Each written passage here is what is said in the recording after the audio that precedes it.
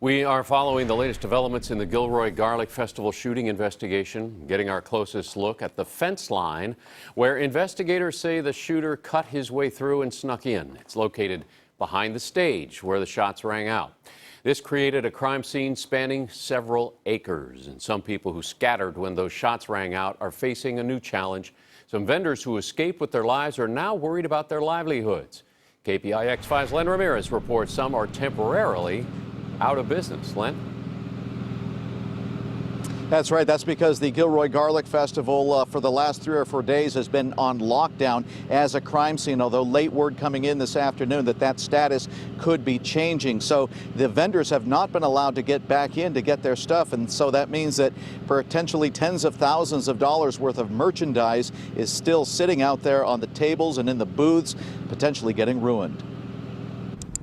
Jewelry vendor John Shipp joined the stampede to get out of the Garlic Festival shooting scene Sunday night. This is maybe 1/50th of what I have out on the table. Leaving tens of thousands of dollars worth of his precious stone and silver jewelry behind. Active shooter was being yelled. It was run for your lives. Vendors left money, merchandise, even food, according to a funnel cake vendor who spoke to us Sunday night. We left all our stuff behind.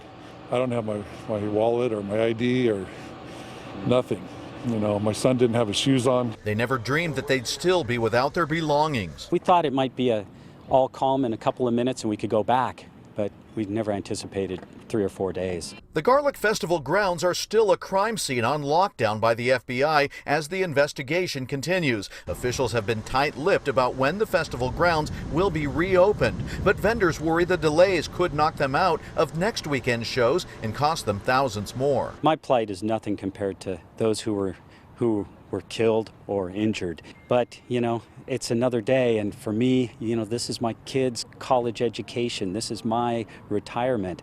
It's the midst of the season. It's when I can sell things, and I need to have my art back so that I can sell it. One of the worst things, he says, is that vendors don't know what they'll come back to. A lot of people's stuff is getting covered with dew and dust, and thousands of dollars worth of people's art and hard work is being destroyed out there.